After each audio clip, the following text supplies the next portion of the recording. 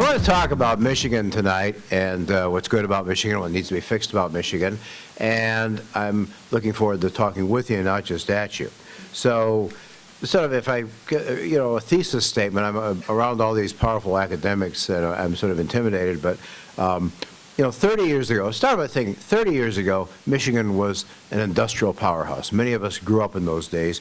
We were the place that put the world on wheels, invented the 20th century, really, with the assembly line and the Model T, and we were one of the strongest labor and manufacturing states in the nation.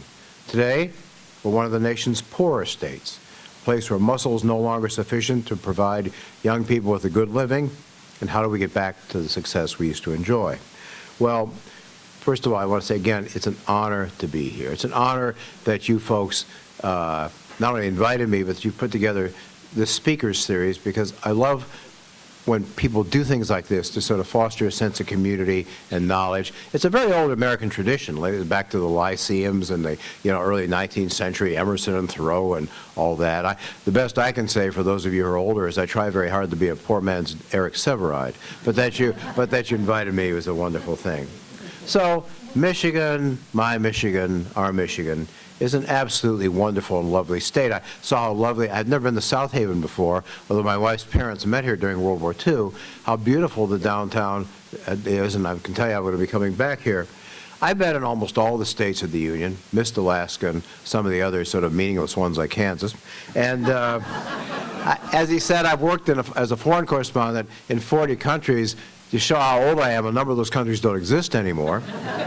And I'd rather live here than anywhere else. My main residence is a beautiful 90-year-old house in an older Detroit suburb. If you have a 90-year-old house, you have your plumber on speed dial. And I have a little vacation house in Charlevoix where I have deer on my lawn in the front. Deer on my front lawn in the morning, eating my plants, and I can walk to a 4-star restaurant in the afternoon or to the woods. And this is a great state. I'm a native Michigander. Detroit celebrated its 250th anniversary in July of 1951 with a party to end all parties. It went on for days. President Harry Truman came. That was back in an era when presidents didn't travel the way they do now. That was about the time Detroit hit its population peak. It probably touched about 2 million people. It was a significant week for me, too, because based on what I know of my parents and the calendar, I think that was the week I was conceived. So I showed up in April of 1952, and the place has gone downhill ever since. But as you mentioned, I do a weekly show called Deadline Now. It's sort of a meet the press of Northwest Ohio and Southeastern Michigan and in Toledo, and they tell me I actually have tens of viewers. Well, but a few years ago, I did a show, and I had the tourism directors of both Ohio and Michigan on the respective attractions of our two states, and it really wasn't much of a contest. The Michigan Tourism Center, the Michigan Tourism Director got there and talked about the Great Lakes and the Sleeping Bear Dunes and the Irish Hills, and I turned to the guy from Ohio and he said, Cedar Point's pretty great. And then the guy from Michigan, I think he was the head of the Pure Michigan campaign at the time, talked about the pictured rocks and the Tahquamenon Falls and Porcupine Mountains, and the guy from Ohio talked some more about Cedar Point. And then he mentioned the Rock and Roll Hall of Fame. And the Michigan guy talked about Petoskey and Charlevoix and Mackinac Island and beautiful downtown Marquette and fishing and seeing Big Mac at sunset. So finally, after some more of this, the Ohio Tourism Director actually said, we've had a whole lot of presidents from Ohio, and there's a whole lot of presidential tombs you can visit. So I guess you can spend your summer vacation visiting the graves of Warren Harding and William Henry Harrison and James Garfield, but maybe not. But however, in that way, we have a lot going for us. In some ways, we aren't the Michigan that we used to be. Yet we're still one of the most diversely beautiful states in the nation, but economically, we weren't where we were. There were times in the 60s and 70s when we were in the top 10 states in terms of per capita income. Not anymore. In fact, we're 34th, which means we're poorer per person than we were just a few decades ago. Actually, this is a lot better than it was during the depths of the Great Recession when we were 38th or 39th for a time there. But the average Michigander makes less money, less family income than the average for all the states. And, of course, this is almost all related to the decline of the auto industry as a mass employer of unskilled labor at low wages. The industry, the auto industries are alive and well, but those days are never coming again. If you want one stark fact that illustrates better than any other what's happened and how things have changed, here it is.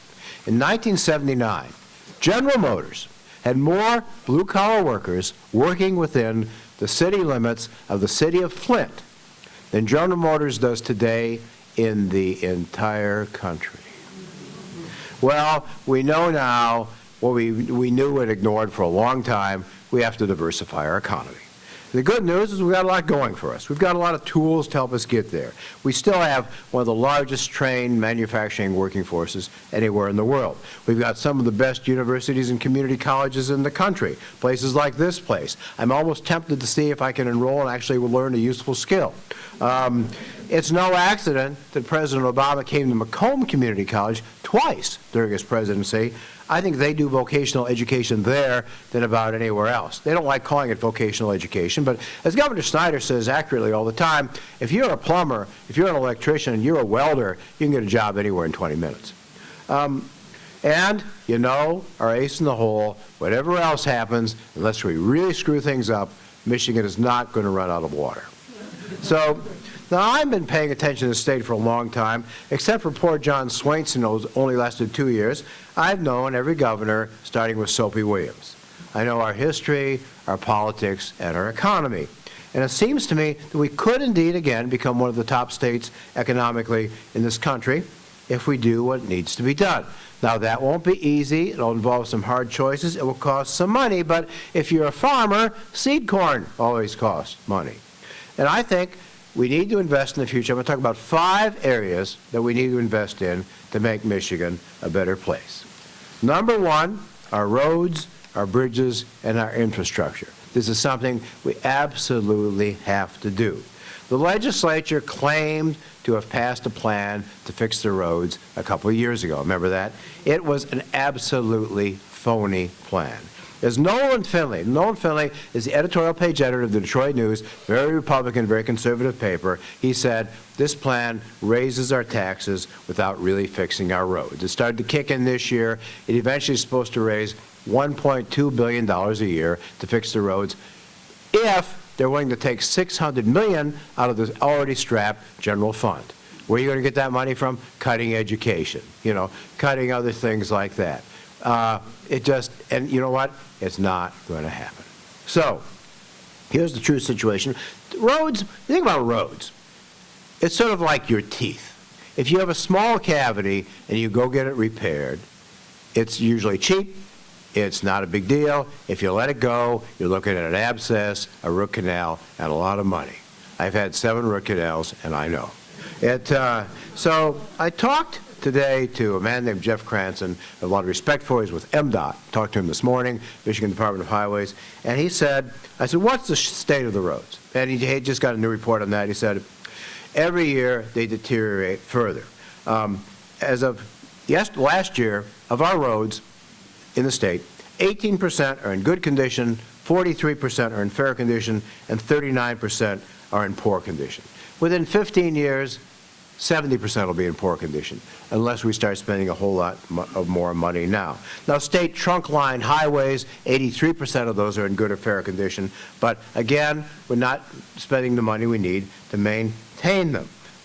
Local roads are doing a little bit better. People are willing to vote money, usually, to fix their local roads, but not for the major roads. And I said, how much money would it cost to properly fix the roads? And he said, $3 billion a year for at least 10 years. We're now spending something like a little over $1 billion. And the trouble is that the legislature hasn't been willing to make the hard decisions to get that money.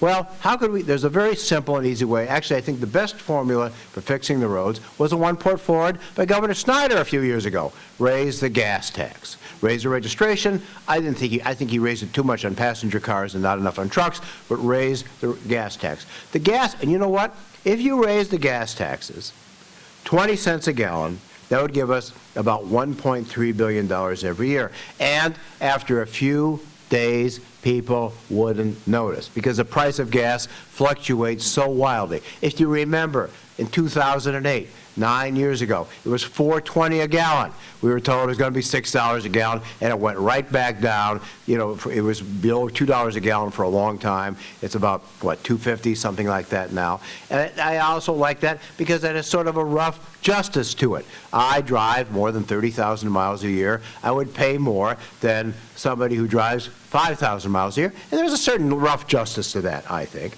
But people are rolling their eyes, oh my God, how can we afford these taxes? If they did that, if they did the most extreme raising of the gas tax, let's say they raised it 40 cents a gallon, that would get us pretty close to the $3 billion. It would still cost the average person, especially in our metropolitan areas, less than the cost of the bad roads is now in terms of wear and tear on your cars. Now, in the last 3 years, I bought 2 new tires and 1 new whole wheel, going down Woodward Avenue in the morning in Detroit and hitting a giant pothole. People break their axles. Even if you don't get things broken, the condition of the roads, you know, wrecks your alignment, destroy, gas mileage, and it is very hard to attract new business and industry to the state when the roads look like they're the runway in Beirut after a shelling. It just, this makes no sense. But that is something we have to do, not to speak of things like bridges and other parts of the infrastructure. Now, second thing, schools, both higher education and lower education. We are cheating our students. We seem to be the first generation in American history that doesn't want our kids to have it better than we did. I'm 65 years old. I came from a family with no education, no money. People said to me, why don't you get a job in the assembly line? You can make more than you would being a teacher. I said, well, I'm a great intellectual. The truth is, I was a little wimpy guy, and I knew trying to bend those big pieces of metal would hurt. So, how did I go to school? I got some scholarships, but I got a job in an auto parts warehouse. If you hypnotized me, I could probably still tell you what kind of tie rod ends a 1968 Chevy would take. And I've tried to block this from my mind. I've had therapy. But I could make almost enough money in a summer to afford tuition at Michigan State and later graduate school at U of M. And what left, it was easy to get scholarship money. The only kids that came out of college with big debts when I was a kid were medical students. And a medical degree, maybe law students. And those degrees were a license to coin money. But nowadays, I had last month a young woman sitting in my office and crying because she was going to graduate with a bachelor's degree in journalism owing $60,000. How is she going to pay that back? She's not. And this is this huge iceberg that we are plowing toward in the Irish Sea without thinking about it. In 2008, the cumulative student debt in this country was $200 billion. It's now almost $1.4 trillion. They're not even allowed to renegotiate the terms of it. If the interest rates go down, you can refinance your house. You can't finance your student loans. So that young woman in my office is going to do one of 2 things. She's going to postpone buying a house and having children and buying a car to pay her student loans, or she's going to default on it. And a whole lot of people are going to be forced to default on it. This is nuts. And the reason, why does it cost so much? In my time, the federal and state government assumed more than 70% of the cost of our education. Nowadays, more than 70% comes from tuition. You know what the best thing ever happened to students of my generation was? Sputnik. You remember, the Soviet Union launched the first satellite into space, and we freaked out. America immediately tried to do one of their own, and it blew up on the launching pad. I'm sitting there in kindergarten watching this, and oh my God, we got to spend money on education, not just for sciences. We made it available. What this country needs is the Soviet Union back, and because we had to compete with them. And now it's gone, and we don't care, and we are dooming ourselves. Because if you don't have education, everybody doesn't need a 4-year degree. Everybody does need some education beyond high school. And if we don't have it, you're not going to make a living. And you're going to have a whole lot of discontented people who are not able to make a living and are going around asking you if you want fries with that and living in their parents' basement. That's not a good prescription for the future. That's the problem with higher education. Frankly, I'll tell you, I've been a college professor for a long time. I mainly just deal with seniors and graduate students now. But I can tell you this. The number of 18-year-olds who are ready for college is very small. And what I would do when I become dictator, I think we should form a national service corps. And I think every kid from age 18 to 20 should they could pick military or non-military. The vast share of them would be non-military. You operate it somewhat on if you're familiar with the old Civilian Conservation Corps or something like that, we could have them do all sorts of matters of work at some minimal, Peace Corps type wage and get some scholarship money when they come out. This would be better for everybody. We would all win, but of course that would be called socialism. By the way, anybody know what the biggest and most successful socialist institution in this country is? United States Army, the military. So, now, K-12 education is also sort of a mess, partly because Proposal A isn't working anymore. Remember, in 1994, we passed something called Proposal A. Prior to that, schools were funded almost entirely by property tax millages. And Kalkaska was a poster child for why this didn't work. They'd run out of money and have to close the schools every February. And so John Engler was very, very smart. And he gave us a choice. We could either raise our taxes by raising the income tax or raise the sales tax to provide money for schools, and we'd go to a formula where the amount of money they could raise through millages was very small, or it was very limited, I should say, and they got a per-pupil foundation grant. So at the time I was working for the New York Times. And I went the next day to see a principal of a high school in Bloomfield Hills, Michigan. And I said, "What do you think?" He said, "I'm taking early retirement at the end of this year." I said, "Why?" He said, "This will be very good for the next 10 years for the Kalkaskas of the state. But it hurts me. I can no longer, my voters will approve all the money we need, and we can compete with private schools. I'm not going to be able to do that anymore." And he said, "And after 10 years, it's going to affect the whole state. Everything's going to collapse." Well, it took longer than 10 years, but education is in a terrible crisis, and it's partly because of charter schools. And charter schools are very controversial, and some of them are very good, and some of them are not. They have fought successfully against any kind of regulation. And so you have some very good charters. I think the concept of a for-profit charter school is sort of anathema to me. We spend more than $13 billion a year in education. There's a lot of people that want to get their hands on that. Now, I have done my part for the human gene pool by not reproducing. But let's say that at age 65, it's unlikely that I'll start. But let's say I had a child. And I was in a place like Detroit. We have charter schools competing with conventional charter schools are public schools. They're not just regulated. They get state money. Now, because I have a whole lot of education and I've got some disposable time, I probably could figure out what would be the best school to put my child in. If I am a single parent with a high school education and I'm working 3 jobs to try to survive, I'm not going to be able to do that. And so you've got kids going to charter schools that are abysmal, kids in charter schools that are closing down in the middle of the year. And I think that basically, this is very controversial, and it's not going to happen. We ought to abolish them. We ought to put our energy into fixing the public schools. If somebody wants to open another school, another kind of school, I'm in favor of private schools. Good private schools have been around forever. I can tell which kids I have went to Catholic school because they're the only one whose handwriting you can read. But they've also, they have all this Catholic guilt, and they put therapists to work for years trying to fix them up. So they're good. But they don't get taxpayer dollars. And although there's a move to try to get them that now, but there is a problem that nobody's talking about. That is a taboo problem. They're fixing education.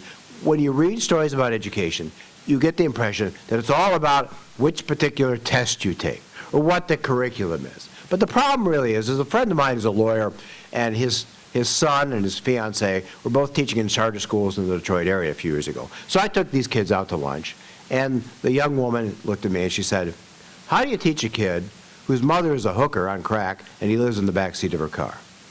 In other words, if this child doesn't have any support at home to study, you can give them whatever curriculum you want, and it's not going to matter. And I don't know how to solve that. In Toledo, Ohio, they're trying to do things by making schools community centers, trying to address the problem that way. But this is a terrific problem. But if we don't have education that works, we are going to be in really bad trouble as a society. So we have to think a lot about that. Point number 3, our politics, and point number 4, our politics in the state have become dysfunctional for 2 reasons: gerrymandering and term limits.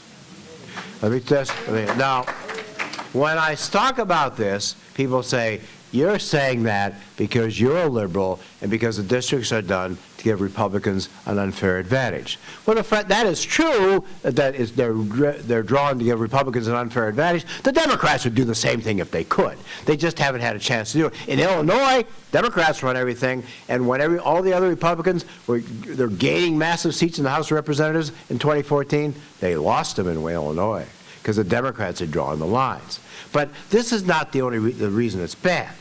It hurts both parties, and we have distorted districts. What they do is they draw the lines to make as many Republican districts, as possible. So, for example, in 2014, more people voted for Democratic candidates for the state legislature, the state house, than Republicans. And we got 63 Republicans and 47 Democrats. In 2014, you had almost exactly, I think slightly more people voted for Republicans, like 0.5% than Democrats, for the state Senate. And we got 27 Republicans and 11 Democrats. It is impossible, totally impossible for Democrats ever to win a majority in the state Senate the way the lines are drawn now. But beyond that, let me give you some other examples of why this is a bad thing. Well, first of all, Kalamazoo and Battle Creek should be in the same congressional district. They were for years and years and years. They're very similar communities. They have a whole lot in common. And they're not. Why are they not? To maximize Republican seats.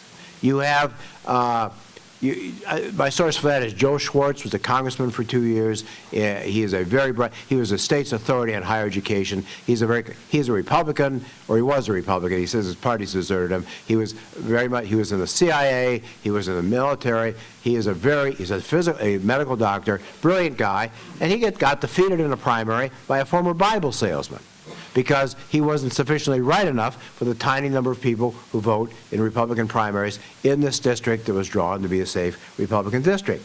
I mean, that's bad. What's even worse is in Detroit. In Detroit, you've got these gerrymandered districts that are guaranteed to elect a Democrat. I've written about this in my column in Dome magazine. We, in recent years, have had 3 Democratic members of the legislature who are criminals, out and loud criminals, and they get reelected. There's a guy named Brian Banks. Brian Banks is a poster child for the failure of democracy. He got elected to the legislature despite having 8 felony convictions, a long rate of defaulting on loans.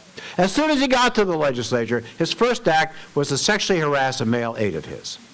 The state of Michigan had to spend $85,000 to defend him in court, and then another $11,000 to pay off the sexually harassed male aide. Brian Banks then ran for re-election last year, and I wrote about 87 columns saying, vote for the Republican. I don't care what your politics are. Well, I don't care. Help them. Give them money. You know, if the Republican is a lizard, vote for the Republican. And Brian Banks won. And as soon as and even before he won, the Attorney General charged him with 4 more felonies. And so they said to him, Brian, baby, you got a choice.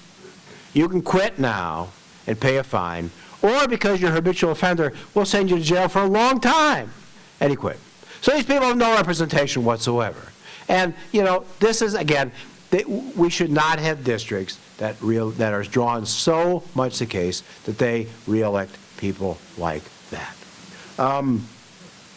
What we have to do, now there's a movement on, there's a grassroots group called Voters Not Politicians that would come up with a scheme where you would have, I don't think it's possible to take politics totally out of this, but you would have a bipartisan group with some nonpartisan members who would draw these lines under guidance to keep communities together. In Ohio, Poor benighted Ohio actually had a constitutional amendment and did this. They passed a law a couple of years ago that their redistricting will be done by a bipartisan commission, and if it doesn't have the support of the minority members, it only stays in place for 4 years. You know, we do redistricting every 10 years after the census returns. And the last time the poor Democrats were lucky enough to have a governor when there was redistricting was in 1961. So in this last cycle, Republicans controlled everything. Supreme Court, House, Senate, governors, and so you've got these distorted maps. And not only does it ensure one-party control, what it means is you have, within those districts, it maximizes on both sides more extreme candidates getting nominated. So what does this happen? So part of the reason I've talked to Republican legislatures who know damn well they should be appropriating money to fix the roads. But why don't they? Because there's this mentality that all taxes are bad. All taxes are bad. If we had had this mentality in World War II, we'd all be speaking Japanese and German, because we had to raise taxes and do a whole lot of deficit spending to win the war. We now have a war with ourselves, and they know that if they did some sensible thing, like voting tax money to fix the roads, they would get a primary challenge from somebody even nuttier. And you've got these really crazy people who think the state government shouldn't be in the business of fixing the roads. Now, if there's anything worse, it's term limits. Term limits have guaranteed, a friend of mine who's a judge, he used to be a state legislator, said, term limits have guaranteed that in the state, the only people who are ineligible to be elected to the highest offices in the state are people in Jackson Prison and those who've proven they can do the job. When term limits, we put it on the ballot in 1992. I don't know if you remember that. And you know what? I paid very little attention to it at the time, because that, as written, it said it applied to congressmen. Well, if you passed civics class in 12th grade, which I did, barely, but I did, you knew that a state can't change the rules governing federal office holders. And I knew I thought what would happen is people would pass this thing. They passed it because they wanted to get rid of John Conyers or John Dingell or somebody else that had been there for 500 years. And they would take it to federal court, and the federal court would immediately invalidate the whole thing. Well, I was partly right. We passed it. 59% of people voted for it. And they took it to federal court. And the federal court indeed said, you can't do anything about congressmen, but you can do whatever you want to your own local yahoos. So we ensured that in the old days, when I was but a child, my hair was brown. And one of my students came over for dinner. He was looking at some family pictures, and he said, gosh, Professor Lessenberry, you used to look good. I recommended he not join the diplomatic corps. But when I still looked good, or at least less bad than I do now, I would go cover the legislature. This is like late 70s, early 80s. And there would be these budget fights. But on each party, there would be, say, 15 people that had been there 25 years, 30 years. They knew they weren't going to be governor. They knew they weren't going to be a congressman. This was it. And they had, at some level, an institutional loyalty to the welfare of the state of Michigan.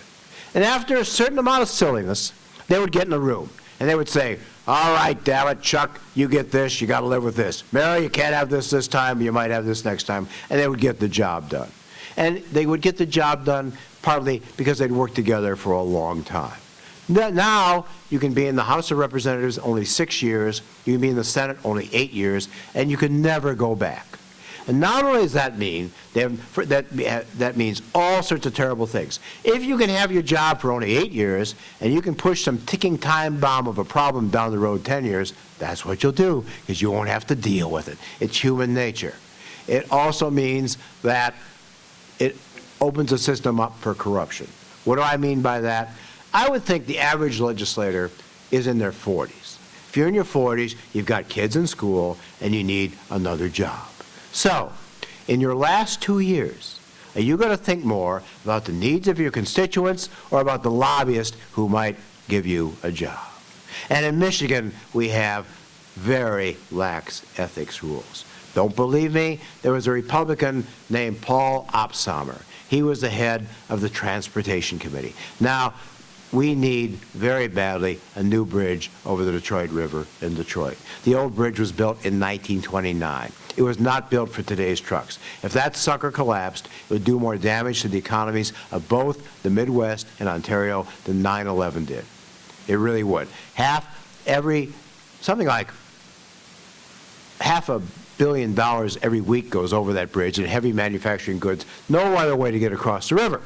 We need a new bridge. But the owner of the bridge, we have an international border crossing owned by one guy. He's a 90-year-old guy named Matty Maroon. Turns 90 next month. He's worth $1.8 billion, and he thinks he needs more money. He's done everything he can to block a new bridge. I asked once, I said, Governor Blanchard, former Governor Blanchard, had worked as a lobbyist both for and against Matty Maroon. And I said to him, Governor, why is this guy like this? Well, you know, he's got all this money, and he looked at me and he said, what you might get out of a night with Marilyn Monroe, he gets by suing people. So he sued everybody, and he bought off the legislature, and old Paul Opsummer did everything he could as head of the House Transportation Committee to prevent a new bridge from being built. Well, he served his 6 years, and he was term limited out, and the next week he took a job working for Matty Maroon. If you do that in federal government, you get put in jail. This should be illegal. So again, it fosters corruption. It also means, a legislator told me a long time ago, who'd been there a long time, it said it took him 6 years in the legislature to learn where all the restrooms were. I drink so much coffee, I'd learn faster. But you can only stay 6 years. And so nobody really understands their jobs. But you know who does understand them? The lobbyists, the special interests. They're there forever. And a Republican legislator I know, who later went to Congress, told me that he specifically wanted something done that it was in his power to do, and this lobbyist was blocking it. And he confronted the lobbyist. The lobbyist said, you could only be here another 2 years. All I have to do is wait you out. So this is awful. But you know, there's a lot of people who think term limits work. People want term limits for everybody except their own legislator, and there's a lot of special interest. It'll be very hard to change this, but this is something we badly need to change to make our government work again. You wouldn't go up, and you know what? It drives good people away from going to government. You know, nobody would be a brain surgeon if they told them, you can be a brain surgeon, but for only 6 years, and then you have to do something else. That's stupid. That is just stupid. Finally, what we need is more jobs. And there's something very promising going on online. That is, I had breakfast on Monday morning with Gary Peters, the Senator Gary Peters. He was talking to me about, I've been paying attention, we've all heard about these driverless cars, and I was somewhat dubious about that. I'm not, and I'm somewhat scared of it. He said, oh no. He said, these are coming. They're coming faster than anybody thinks they're going to come. They're going to be on production line by 2021. They'll be first coming as Uber and Lyft cars. And I said, if I live till 2037, will I have a driverless car? He said, probably. He said, but probably nobody would want you driving in 2037. He'd talk to my wife, obviously. But seriously, he said, what this means, and he was doing everything he could. He was blowing his own horn, but it was true, to ensure that that industry stayed here. But what's more important is that to make these driverless cars work, you need this huge upsurge of AI, artificial intelligence. He said the artificial intelligence people, these scientists, regard driverless cars as the moonshot for them. That, if they can do this, they can do anything. And if you could headquarter that industry here, you make sure that artificial intelligence was centered in Michigan, in the Detroit metropolitan area, it could do for this state what the automotive industry did for this state 100 years ago. And, this could revitalize our economy. And that would be just absolutely wonderful and absolutely cool. I think we need to do something else that's very politically unpopular, but which would make a lot of sense. You remember, if you know your history, that during the Great Depression, when there weren't any jobs, the government put a lot of people to work with something called the WPA, the Works Progress Administration. It got attacked by conservatives. It's sometimes incorrectly billed as this thing that paid people money to rake leaves that didn't have to be raked. In actual fact, they took a lot of professionals in this state and across the country and put them to work doing good things in their profession. If you go to an older Michigan city, including dilapidated places like Highland Park, the best building, the only functioning building sometimes, are the post offices built by the WPA. They wrote travel guides that are still seen as classics of literature. At any rate, and at lower levels, they had jobs for people kids worked in the Civilian Conservation Corps. Anybody who did that, I interviewed a lot of old people doing that. It was the best thing in their lives. People were put to work doing sort of manual labor. All the studies about Detroit's comeback ignore the fact, there's all these books out about Detroit's comeback, Future Detroit and Reinventing Detroit and Renaissance of Detroit. They ignore the fact that there are maybe 300,000 to 400,000 people there who essentially are not literate. The only study we have, nobody knows if it's valid or not, suggests that 47% of adults are functionally illiterate. They can read their name and they can read stop signs. A lot of these people have no experience really working conventional kinds of jobs. These folks are not going to become software engineers. And they're not going to go away, and they're not going to disappear. But these folks, I think many of them, can take pride in work. And in Detroit, we have all these buildings that need to be raised. We have lots of things, the infrastructure, basic, simple jobs. We need to find a way of getting these people jobs and maximizing their worth to society and giving them a sense of worth, too. We need to do something about that, and I think we need to consider something like that. And everybody says it will cost money. Well, yes, it costs money to go to the doctor, it costs money to go to the dentist, it costs money to buy clothes, but the alternative is worse. And I think one other mistake we make this in Detroit, not so much in the rest of Michigan. We now have accepted that the auto industry is gone. The auto industry as it stood is gone. But people are still sitting around waiting for some big savior, whether it's Dan Gilbert. We used to worry about, hope it was Mike Ilitch, somebody else to put us all to work in some other big box factory making widgets or scrunchies or bubble gum or something. It's not going to happen. If we're going to be saved as a state, it's going to be saved. We're going to have to do it ourselves. If any of you ever read science fiction, one of the great classics of science fiction was Ray Bradbury's book, The Martian Chronicles. It's about people who leave the Earth because it's no longer habitable, and they go to Mars. And Mars has become extinct, and this little boy asks his father to show him Martians, and he takes the family to a lake, and they look down, and there's the Martians. We have to be the Martians. We're going to save Michigan. We have to do it ourselves, and we can do it. But it's going to require hard work and some money and some investment in the future. Good things always do. So, as I was telling people at dinner tonight, I'm a combination of the two worst professions ever. I'm both a journalist and an academic. So this means I can talk for hours on subjects I know nothing whatsoever about. Some of you may have concluded I already just did, but I would much rather answer questions, have discussion. I only ask that you ask a question, not make a speech.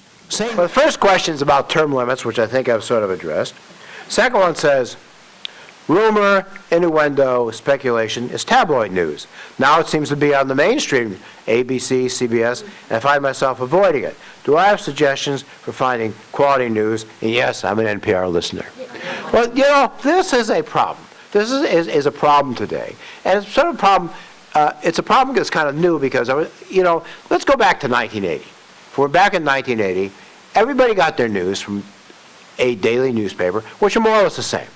And they watched one of three local news broadcasts, which tend to be at the same time, so you can only pick one of three national news broadcasts. And these were all the people shaping the news, telling what the news were usually people like me, old guys in late middle age, white guys, gray hair, in suits.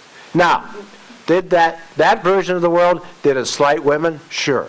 Did it slight minorities? Did it ignore the existence of gay people and Muslims? Absolutely. But it gave people a coherent picture. We knew what the national conversation was. Nowadays, at any given night in 1975, 90% of American televisions at 6:30 were tuned to one of those news channels. Now, they never even hit 50%. I don't know what people know. And we also, journalists are arrogant. We think everybody understands journalism. We think everybody understands in a newspaper the story in the upper right-hand corner of the front page is the most important story. We think people can distinguish editorial pages from news pages. Of course they can't. They haven't been to journalism school. But it's like anything else. If you go to a doctor, you want to make sure that doctor has a medical degree. So you assess news by where it comes from. And established media institutions, Wall Street Journal, New York Times, major networks, CNN, these are places that are reputable. Do they make mistakes? Yes. But are they trying their best to be fair? Yes, they are. Do they have professional trained journalists? Sure. So that's sort of how you should evaluate it. The hardest thing now is to get decent local news, because so many papers have closed, and you can get online and you can get all of the Jennifer Aniston news or all of the Donald Trump news all the time that you want. But try to find out. I'm happy that South Haven still has a newspaper. I'm happy, but Ann Arbor doesn't. And in one town in Oregon that doesn't have a newspaper, the city councilmen all voted themselves salaries of $180,000 a year, vast pensions, and bankrupted the city because no one was covering it. And this is a problem. But again, you have to, it's both easier and harder to get news if you get on the internet. But again, see where it's coming from.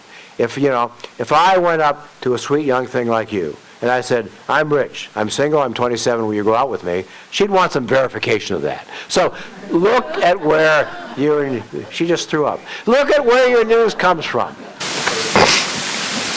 My name is Rich. I'm a retired high school teacher. Two quick questions. One, to deal with gerrymandering. What if we had a constitutional amendment or a law that said all districts have to be geometrically shaped? Number one, very simple. Square, rectangle, triangle, whatever. Second question, what if we got rid of primary elections and let the parties nominate people rather than worrying about the fringe on the right and the left being in control? Well, first, I think geometrically shaped wouldn't make sense everywhere. There are places where it wouldn't make sense to have it geometrically shaped. The rules say that state legislative districts have to be, I think, within 5% of the same population. Congressional seats often have the exact same number of people as of April 1st, 2010 or 2020. Of course, they're out of date immediately. But I think what you should have an understanding and a commission that what you should try to do with any kind of districts is keep coherent communities together so far as possible, a community of like-minded districts. There's a congressional district, not the one I live in, but the next one, that starts in the Grosse Pointes, very old money in Detroit, goes to the worst parts of Detroit, takes in southwest Detroit, takes in Pontiac and Southfield, and ends up in a cornfield. These people have nothing in common. The worst district I know of is there's a district in Toledo. They have even worse gerrymandering in terms of congressional districts than we do, that starts in the inner city of Toledo, snakes along Lake Erie to take in the inner city of Cleveland. This is nuts. They did this to try to pack all the Democrats in one district. So you need to have some prohibition against that. What was your second question? I have no short-term memory. Get rid of Primaries. Well, what they're thinking, well, there's problems with that too. And the one problem, the Democrats, two very important offices in the state are Attorney General and Secretary of State, along with the Supreme Court seat, and those are picked by the parties. Well, the problem with that is that the Democrats always jump through hoops because their rules, their unofficial rules say you have to have at least one woman and one African American on the ticket.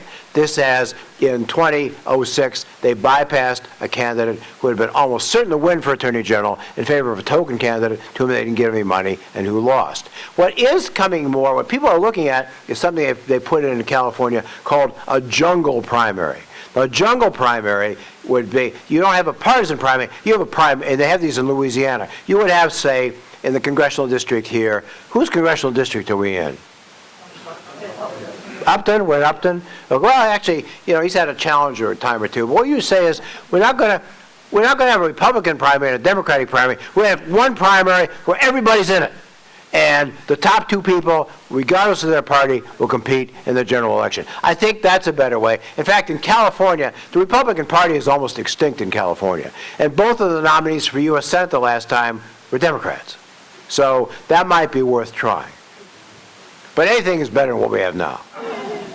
How is the lack of LGBT non-discrimination protections in Michigan affecting our future as a state? Well, I think over time, you can see what happened in North Carolina. Conventions will start avoiding coming to the state. We have a situation where it is now legal for same-sex. It is perfectly legal for two people of the same sex to get married, but they can still be fired because they're gay, which doesn't make any sense to me. People in general, I think, there's been a huge sea change, faster than almost anybody expected, including me, that people now accept gay people. They're not ready to accept transgendered people, or at least we think they're not, but it's sort of a matter of degree.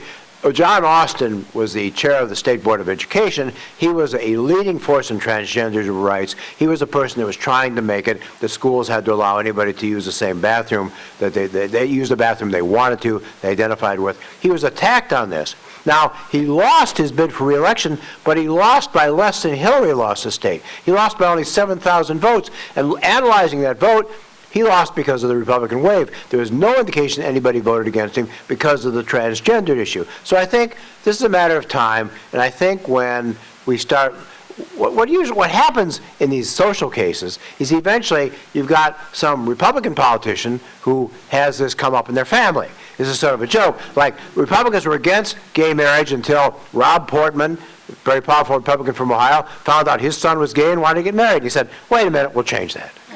Brian Calley, you know why we have autism insurance? Because the lieutenant governor is a child with autism. What we need to ensure this is more Republicans with transgendered children. Jack, we have Let me take another question right back here. and forth. Yes. Jack, my name is Doug Lyons, and I've lived in Michigan all my life. And I just wonder what you feel about the controlling parties now wanting to reduce the income tax in the state of Michigan. Personally, I think we need an income tax, but there's a lot of that talk in Lansing right now. I think that makes about as much sense as me buying a brand new car and quitting my job. This is nuts. This is nuts. It is nuts. It is nuts. Oliver Wendell Holmes was a famous Supreme Court justice, a rock-ribbed right-wing Republican. And he said, taxes are the price we pay for a civilized society. Now, a young man wrote me, he has a hot dog stand in Ann Arbor, and he gets trouble hiring workers. He wrote his congressman, he copied me on it, he says, we have to end welfare. All these people are not taking my jobs because they can make a living on welfare. I said, would it interest you to know we ended welfare for able-bodied adults in October 1991? They're not taking a job because there's no public transportation. Because for them to get from Ypsilanti to work in your hot dog stand and the park would cost more than they make in a shift. That's why. We don't have enough money now to maintain the roads properly, to maintain the schools properly. One area, so our income tax rate is 3.9%. No, I'm sorry, it's 4.25%. They're talking about reducing it to 3.9%. And there was an absolutely nitwitted idea that would reduce it by 1%, at 0.1% a year, till it's all gone.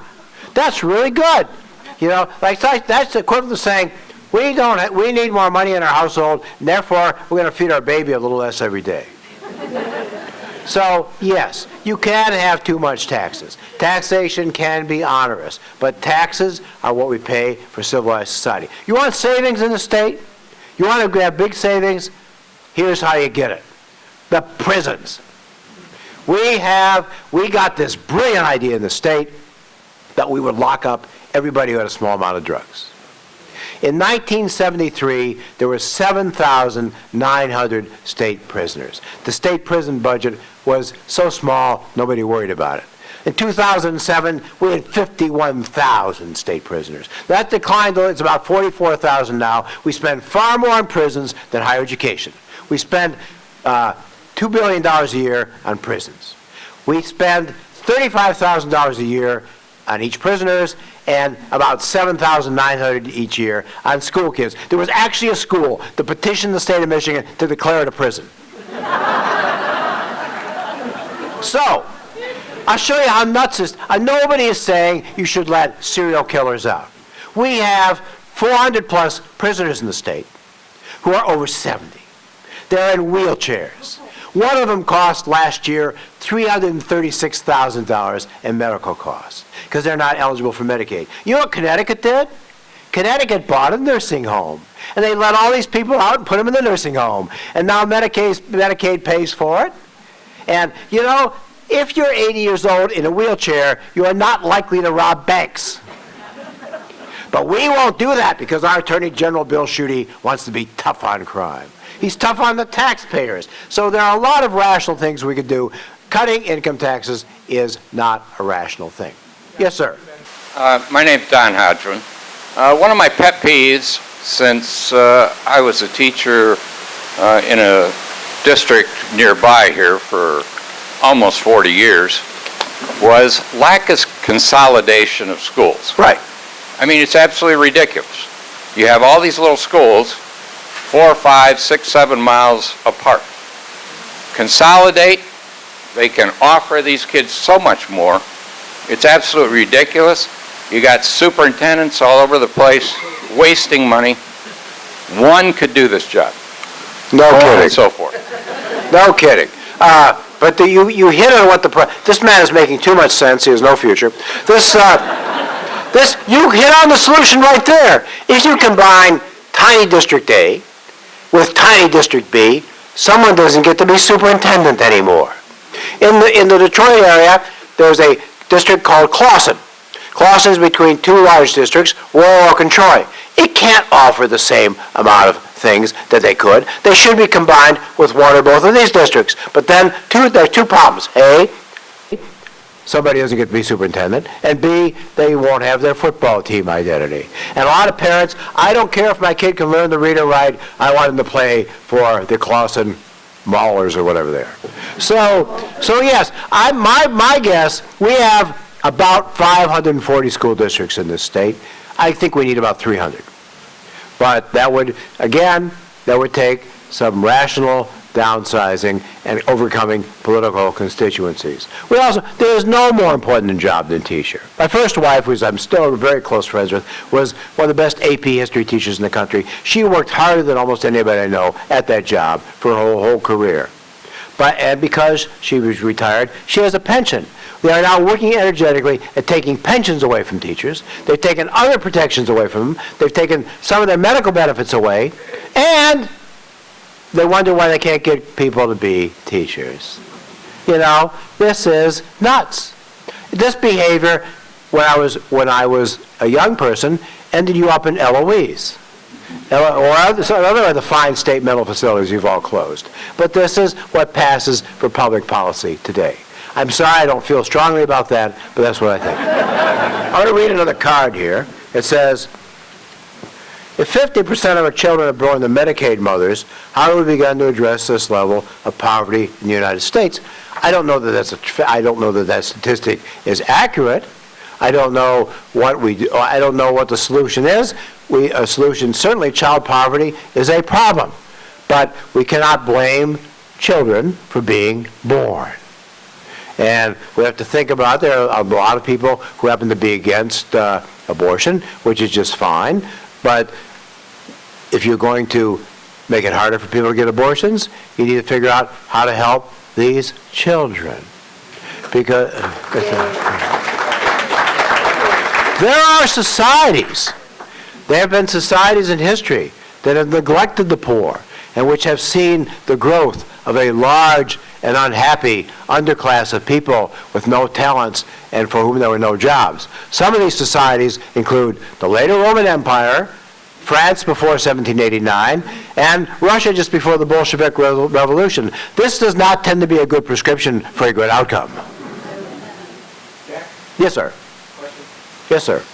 Hi, my name's Connor Westroff. I'm a plumbing apprentice right now, and I was wondering what kind of pearls of wisdom you would have for an 18-year-old trying to follow in his father's footsteps and build up his business to become successful.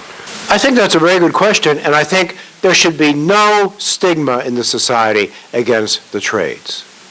I mean, none. My life is made possible by my plumber. And my plumber is basically a family friend. He is a wonderful guy. He will come over at 10 o'clock at night if I need him to, and he has skills that I don't pretend to have. Same thing with electricians, etc. What I would recommend you do, sir, is learn all the plumbing you can, find out what they apprentice, but also, you want to have your own business, take some business courses. Find a way, go to a college and get some courses in business and learn how it's done. So you won't learn how to set up a business for yourself, what the tax rules are. Get an accountant that can help you with it. And you should do very, very well for yourself. Yes, ma'am. As a former trucker, I have been all over the country, and I'm wondering how the roads in Texas and New Mexico are amazing. Their overpasses have all kinds of fancy designs on them. They're structurally perfect. And why are they so much better than our roads? There are two reasons for that. Number one, there are very few ice storms in Texas. Number two, and this will shock you, I don't know if you're old enough to understand this, they spend more money on them. Michigan spends less on roads per capita than any state in the union. Yes. We spend, you can find this easily online. A lot of states don't spend enough. Ohio doesn't spend enough. We do the absolute worst. That's why. Generally speaking, things cost money. Julie Ludwig, I'm a retired nurse midwife and hospice nurse. And I might need you to come out of retirement for that hospice. Okay, I'll do that. So I'm just wondering, in the same way that I think it's Arizona, Ohio, and California have been creative in dealing with gerrymandering. Right. Are there any states that are being creative as far as the power of lobbyists? There are states that have more rules than we do against lobbyists. They have states that have, in the federal government, that you have to wait a year or 2 years before going to work for one once you leave government service, which we should have. And I don't have a full range of knowledge on that, so I can't tell you which states are doing which. But again, we have this problem is that the lobbyists do so much to control legislators. We have, another big problem we have is what's called dark money. Dark money. The Supreme Court, you remember, and people were quite dismayed by this, in a famous or infamous case in January of 2010, the U.S. Supreme Court ruled in a case called Citizens United that you could put essentially no limit on corporate giving to campaigns. But they did something else that isn't as well known. They said you have every right to require full disclosure of who's giving money to who. The state of Michigan outlawed that. The state of Michigan stepped in. Secretary of State Ruth Johnson was going to require that, but the state Senate stepped in. They stopped in the middle of a bill to make it clear to law who is giving. So, even slaves should have the right to know who owns them. And what I could do is I could start a political action committee called Citizens for Cuddly Puppies. And I could take money from the Ku Klux Klan and from every other unsavory group that you ever heard of, and I could run commercials attacking some candidate. And this is what's going on. So, to me, this is just horrible. There's a wonderful group, nonprofit group called Michigan Campaign Finance Network. You can find it online. I think it's mcfn.org. And they try to keep track of who's giving money to who. There is but most of the money spent on our Supreme Court races now in the state comes from mysterious dark money donors.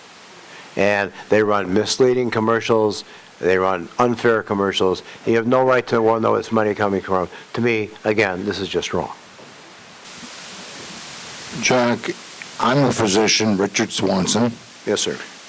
I did not train in the state of Michigan, but I have taught in the state of Michigan.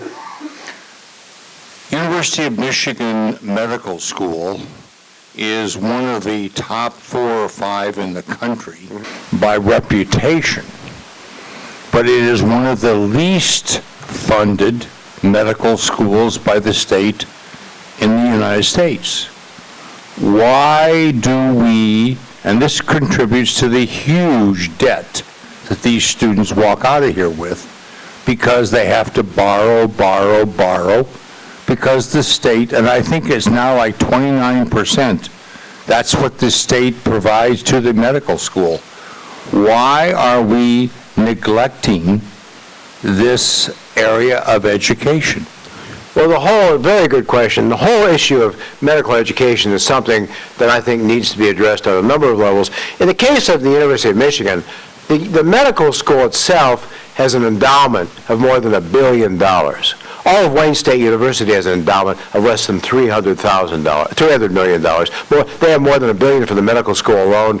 You know, at Wayne State, we check the sofa cushions. But I think there's a feeling that they could use some of that money to help students if they so chose.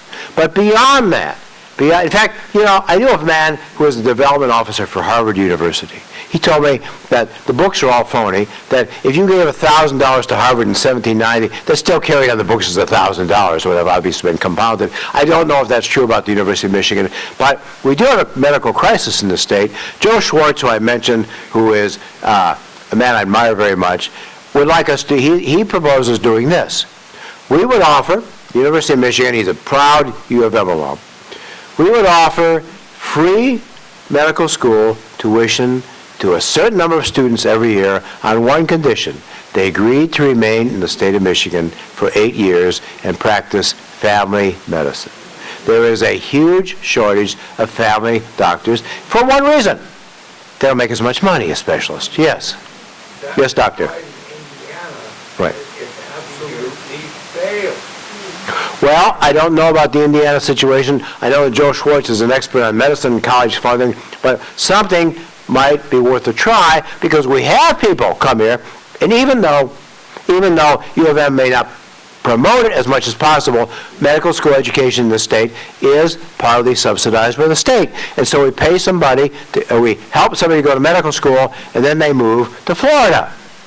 To me, it seems we should require some level of public service. I am not an expert on this topic, but some people who are have told me we really needed to do that. It was very hard for a lot of people to find a family doctor. Yes. Yes, ma'am. Hi. Thank you for your dedication to the state of Michigan. Appreciate that. Will you please speak on line 5 in Enbridge? And I had the task of meeting with Fred Upton, right, who assured me that he was part of a bill that if there's an oil spill, we will be included in monies. Well, that's nice if we have a terrible disaster we can't fix. That's really good to know. I know. I was there. I said that to him. So please speak on that for everybody so that people don't know about it. We're talking about line 5. Line 5 is the line under the Straits of Mackinac on which they pump crude oil. If it were a human being, it would be eligible for Social Security. They laid that thing about 6 months after I was born. And Enbridge says it's safe.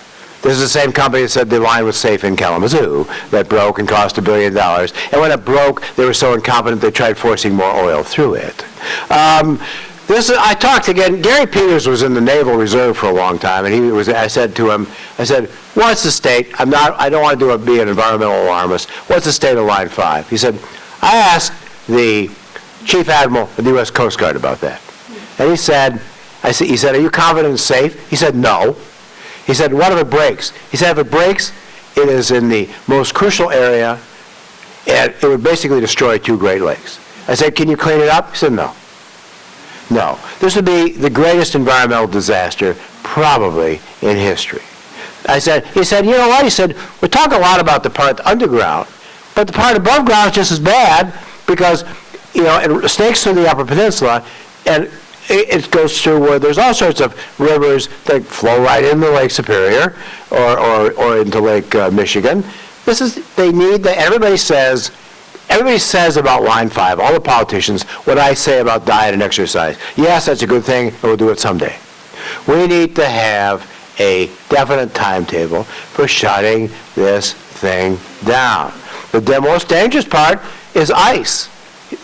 Ice forming on this thing, especially the above ground portions. Because, the most precious thing is the Great Lakes. 25% of the world's supply of fresh water or something like this. There was a lake almost about 2/3 the size of Lake Erie in the old Soviet Union. It was called the Aral Sea, but it was a freshwater lake. The idiots in the Soviet Union diverted the rivers away that funded it. It's now a desert. It's a desert. The whole lake is gone. if we mess these lakes up, we're doomed. So this should be our primary problem. Now, the people that are have a point. They need propane. That's how they heat their homes, with propane. We need to do something to make sure these folks are helped out. But this is, again, there's no Lupton saying that if it breaks, he'll help us. Okay, like after the nuclear holocaust, I'll get you some, medication. And this is nuts. This is a scary and dangerous thing that we should take some, you need to be proactive. Yeah, I think it's not alarmist when you realize that if something goes wrong, somebody once said that the epitaph for humanity will be, it seemed like a good idea at the time. Somebody else. Yes, sir. Hi, Jack. Steve Larson. Except for the Great Lakes and the good drinking water, what are you most hopeful about for Michiganders over the next 10 or 20 years?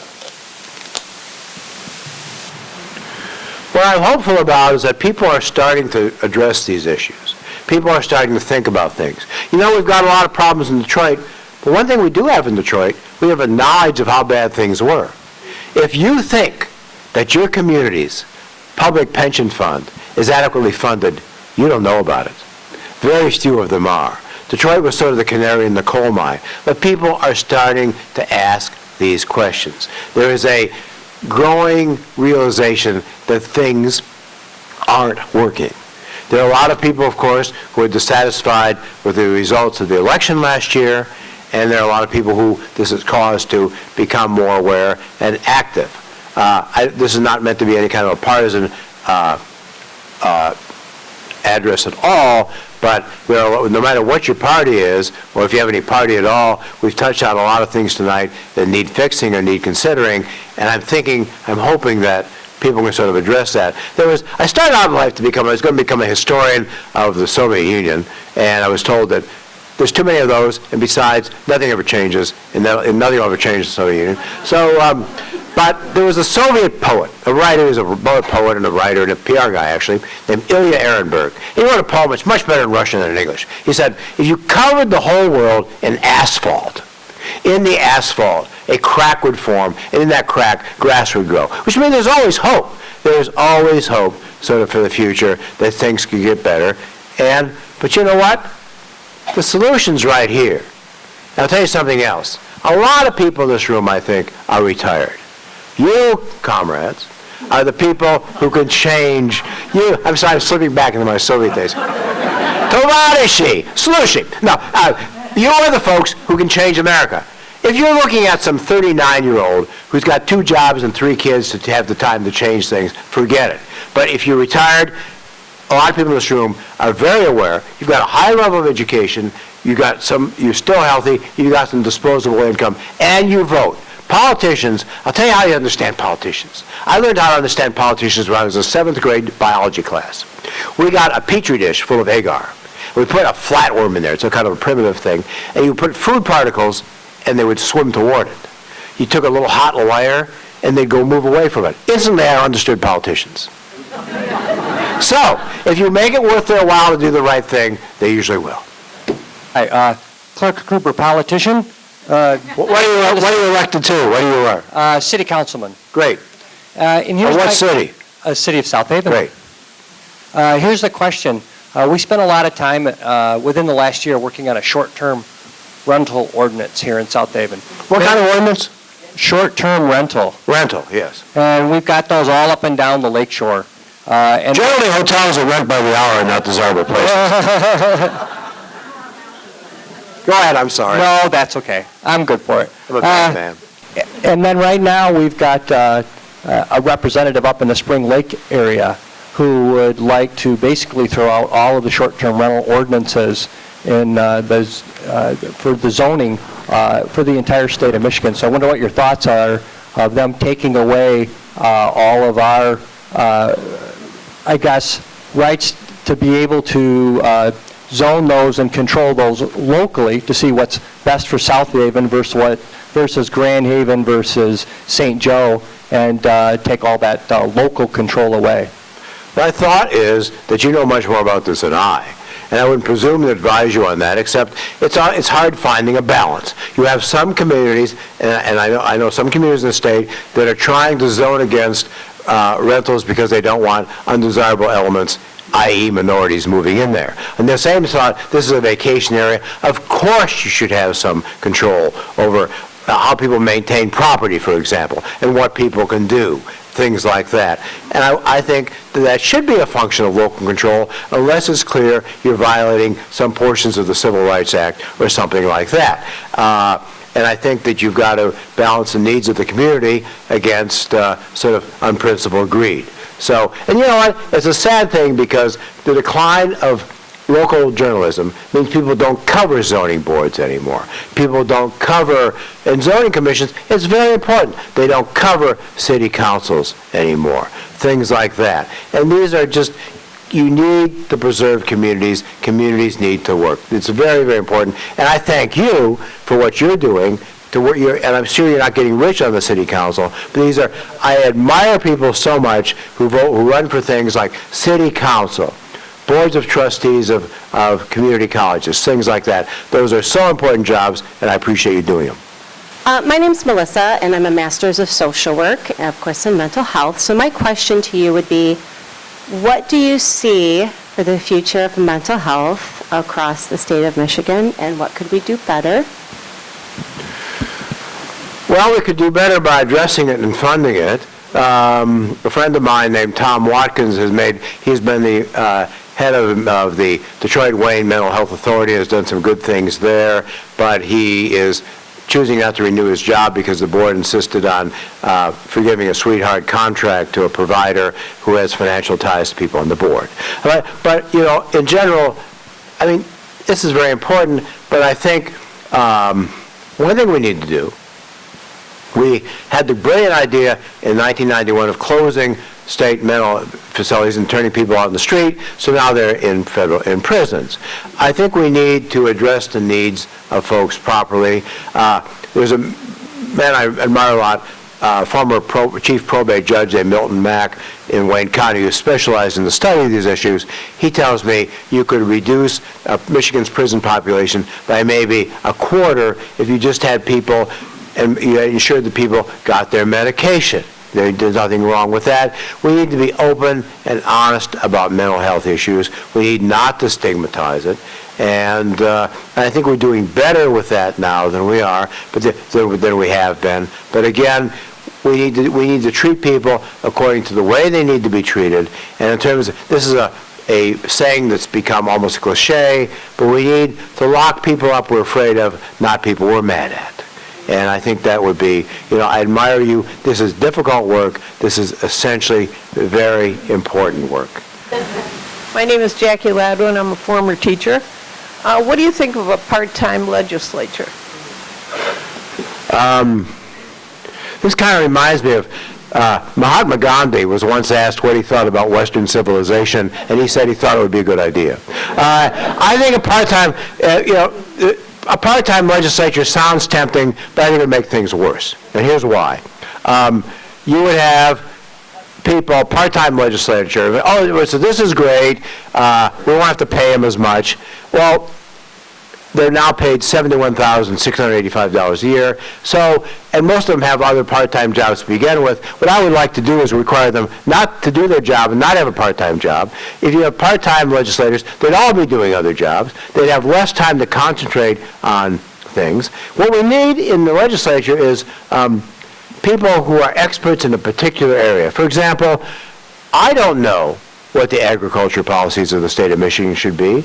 I'm hoping that the whole principle of representative government, we would elect people who would be on the agriculture committee and figure out something that's rational. And if you do your job as a legislator, we've got one or two people here that have been in the legislature, it is a full-time job. You have to meet with constituents, you have to do a lot of things, but you have to study these issues. What I would like is a full-time legislature that works. The state of Michigan has twice the population that the entire country did in 1800.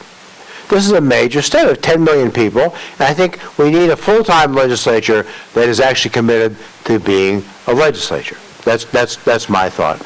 And my bigger thought is, you're a wonderful audience. Thank you for giving up all this evening to be with me, and it was an honor to be invited. Thank you very much.